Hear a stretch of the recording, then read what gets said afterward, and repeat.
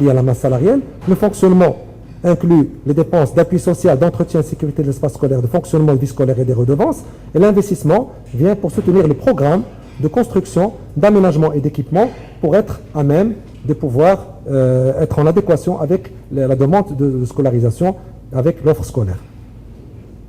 Les contributeurs, ça c'est très important. Donc 2 études ont été menées. La dernière en date sur les comptes nationaux d'éducation date, elle date de 2015, mais elle a pris en compte disons, le fonds informationnel de 2012-2013. On remarque un petit peu le même schéma, la même structure. Prédominance des fonds publics, les fonds privés. D'ailleurs, cette tendance est accentuée. On est autour de 70% à peu près de fonds publics et 30% de fonds privés. Mais ce qui est, bien sûr, convoque une petite réflexion, c'est les fonds qui proviennent du reste du monde, en mettant en évidence le fait, et ça c'est très parlant, que les collectivités territoriales contribuent très timidement, et c'est un euphémisme, à ce schéma de financement. Sachant que le ménage, bien sûr, contribue à travers les droits d'inscription et à travers toutes les autres charges connexes, ce qui bien sûr, nous convoque notre réactivité, notre possibilité de réagir par rapport à cet état de fait. Étant donné que l'État reste le premier financeur d'éducation devant les ménages et qu'il y a de grandes marges à exploiter, surtout s'agissant de la contribution des collectivités territoriales au regard de leurs compétences, et vous verrez qu'elles ont de larges compétences en la matière. Le coût de l'élève, notamment au niveau du primaire, qui s'est accru de pratiquement 50% par rapport à 2003-2004, traduit l'effort qui a été consenti par l'État, notamment pour l'amélioration de l'accès à l'éducation, la généralisation de l'accès à l'éducation. L'état de la pratique très rapidement, donc typologie, des financements majoritairement de sources publiques, comme en France et au Royaume-Uni, avec un certain nombre d'aménagements et de modalités de gestion au niveau du Royaume-Uni, le financement de sources mixtes, publiques et privées, s'agissant du Japon et des États-Unis. Juste pour vous dire que nous avons travaillé, que le ministère a travaillé sur un cadrage de la vision stratégique de la réforme, selon une analyse prospective, pour, disons, à travers une appréhension holistique, en mettant en avant une régulation et des leviers en matière de priorisation et de cadencement, avoir une idée sur le financement de la réforme dans l'optique 2030, selon 3 grands scénarios: un scénario tendanciel, un scénario dit réaliste et un scénario volontariste.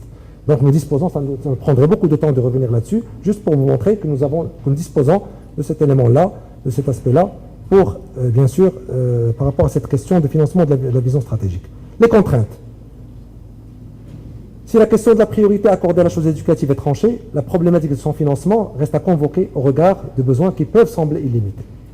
L'aspect financier demeure fortement corrélé aux performances et au rendement interne du secteur dans sa globalité, et le traitement d'une telle problématique ne peut se faire indépendamment de l'appréhension d'un environnement dynamique qui est porteur de risques, bien sûr, d'opportunités et qui est générateur de besoins nouveaux.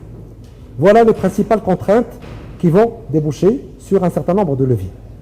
Premièrement, les quatre différents aspects.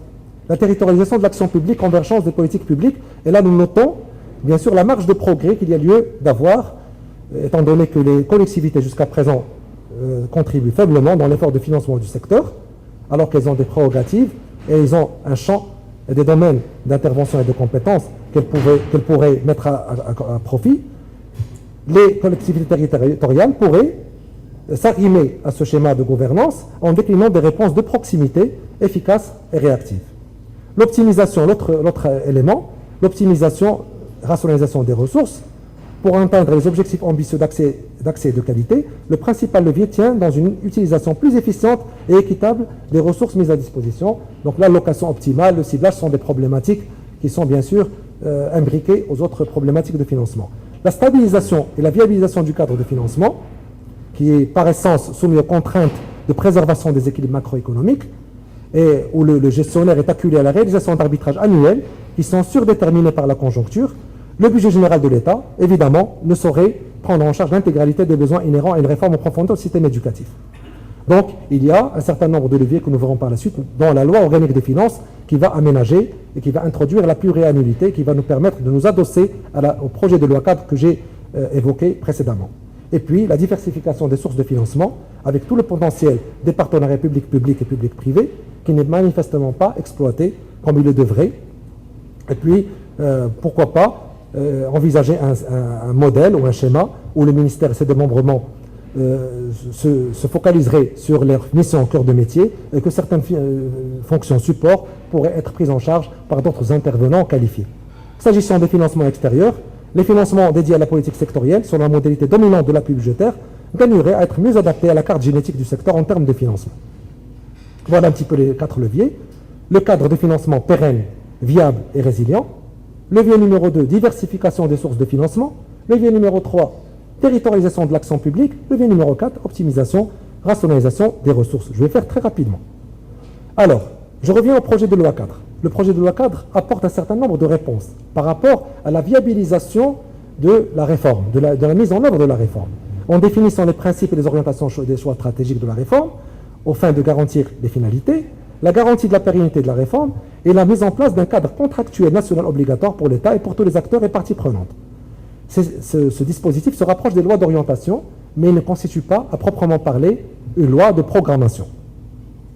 La loi organique des finances est très importante en ce qu'elle met en place un certain nombre de briques paradigmatiques fondamentales de prise en charge de la pluriannualité, avec la programmation budgétaire pluriannuelle, le pilotage par les objectifs et les indicateurs de performance, l'amélioration de la lisibilité partant de la transparence budgétaire, la consacration de l'évaluation de la reddition des comptes qui sont des principes de portée constitutionnelle, et puis le renforcement de l'ancrage du dialogue de gestion. Voilà un petit peu comment on envisage cela, comment on le traduirait, avec une contractualisation à envisager à différents niveaux, à différents paliers. Des contrats-programmes qui apporteraient cette visibilité pluriannuelle, des contrats-programmes entre l'État qui organise la tutelle financière et l'établissement public qui exécute et met en œuvre la politique publique, des contrats d'objectifs et de moyens entre les différents paliers du système, à savoir l'échelon central et l'échelon décentralisé déconcentré, et puis, surtout, c'est très important, c'est un élément qui me tient à cœur, très personnellement, c'est des contrats de performance à consacrer au niveau de la plus fine maille du système qui est l'établissement scolaire, et c'est là où tout se passe. Ok. Diversification des sources de financement. Deuxième levier. Selon le projet de loi cadre, l'État, en plus de ses propres moyens, œuvre à mobiliser des ressources pour le financement, permettant l'implication de toutes les parties et partenaires concernés, notamment les collectivités territoriales, qui se doivent d'allouer des crédits relatifs aux équipements de base de l'enseignement et à leur entretien dans un cadre contractuel, les établissements publics, la coopération internationale, via des ressources destinées aux programmes et projets liés à l'éducation et à la formation, et puis des projets à caractère structurant et qui ont une dimension territoriale et qui s'arriment parfaitement aux finalités qui sont portées par le secteur. Toujours dans la diversification, cette diversification passerait par une professionnalisation et une optimisation du cadre de gestion des AREF. On professionnalise davantage le conseil d'administration, on le fait évoluer vers un format de table des bailleurs régionaux. Nous avons des bailleurs de fonds nationaux, il faudrait que ce conseil d'administration puisse être aménagé en table des bailleurs régionaux. L'encouragement des PPP, le recours à des emprunts garantis par l'État, rien n'empêche les établissements publics, et c'est consubstantiel à leur existence, de recourir à des emprunts à une dette garantie, et puis la valorisation d'un patrimoine très important qui est mis à leur disposition. Donc nous avons, je ne vais pas m'attarder dessus, l'illustration des écoles associées, qui est un modèle de partenariat public-privé qui attend un débouché institutionnel pour pouvoir être matérialisé. Le parachèvement, levier numéro 3, l'optimisation et rationalisation des ressources à travers le parachèvement du processus de décentralisation effective, le redimensionnement de l'organisation des AREF pour porter les missions et les interventions qui sont dictées par la mise en œuvre très ambitieuse de la vision stratégique, et puis le renforcement et l'accélération du processus de décentralisation des RH, en plus d'une gestion active du patrimoine et d'une valorisation de la réserve foncière. Et ça, c'est un gisement non seulement de productivité, mais aussi de ressources supplémentaires. Consacrer un cadre de gestion de ressources de proximité pérenne et résilient. Le dispositif actuel, c'est un canal d'associations qui sont ouvertes, qui sont ouvertes au niveau de tous les établissements scolaires. C'est un cadre qui, bien qu'il ait bien sûr donné ses fruits, reste un petit peu fragile sur le plan institutionnel. Donc il y a lieu de nous doter d'un cadre beaucoup plus approprié, avec de véritables budgets autonomes, aux établissements scolaires qui vont consacrer cette autonomie avec une montée en compétences et profilage des managers d'établissements scolaires, étant donné que les impacts sont mesurés au niveau de la classe et au niveau de l'établissement scolaire, c'est très important.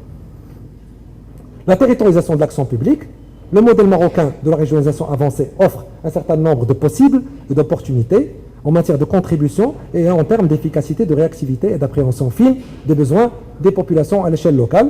Donc les régions, notamment, reçoivent de plus en plus des ressources qui sont déterminées au niveau de la loi de finances de l'année, avec un horizon d'atteinte de 10 milliards de dirhams en 2021. C'est l'article 188 de la loi organique relative aux régions, avec la création d'un fonds de soutien destiné à la mise à niveau social de ces régions.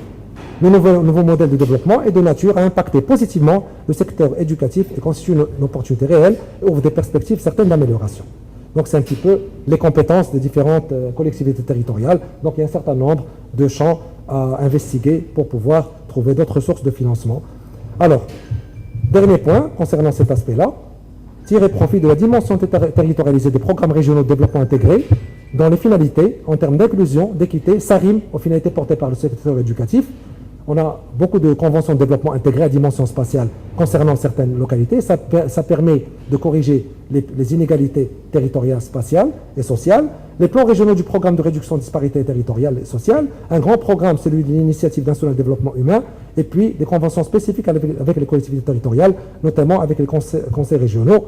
Ce qui convoque un positionnement des AREF en tant que promoteur de la chose éducative, à même de pouvoir s'arrimer à ces programmes de développement. Vous me donnez 2 minutes pour terminer? 1 minute. 1 minute? Très bien. Vers la définition d'un modèle de financement innovant. Voilà un petit peu la trame directrice du schéma proposé. Donc c'est une sorte de construction athénienne, si j'ose dire. Donc nous avons la loi 4, qui est le premier pilier. Nous avons nos référentiels d'outils et d'évaluation de prospective. Et puis nous articulons ce schéma autour des différents leviers, la territorialisation, une véritable territorialisation, une mobilisation de fonds d'appui, une mise à contribution optimisée du secteur privé et une autonomie de gouvernance de l'établissement scolaire. Voilà un petit peu comment il pourrait être conçu. Le financement au centre de nos préoccupations. Le ministère, à travers le ministère bien sûr qui reçoit à travers les dotations et les allocations budgétaires, qui les transfère par la suite aux académies qui sont les véritables dépensiers. Une synergie intersectorielle portée par une convergence des politiques publiques avec la mise en place d'un fonds national pour l'éducation alimentée, peut-être par des pourcentages fixes de budget partenaires et des dispositions fiscales. La contribution des régions, ils ont déjà 2 fonds qui sont institués. L'intervention du secteur privé, à travers des PPP notamment, et puis un investissement ciblé et complémentaire qui s'arrime en complémentarité avec l'investissement public. Le soutien budgétaire direct au secteur et des dons au profit du système éducatif, et puis les ménages à travers une appréhension de leur capacité contributive en attendant autre chose. Voilà un petit peu, c'est ma dernière slide, comment nous envisagerions les choses. Les AREF se donneraient les moyens d'augmenter leurs fonds propres, parce qu'elles reçoivent quasi intégralement des subventions de l'État.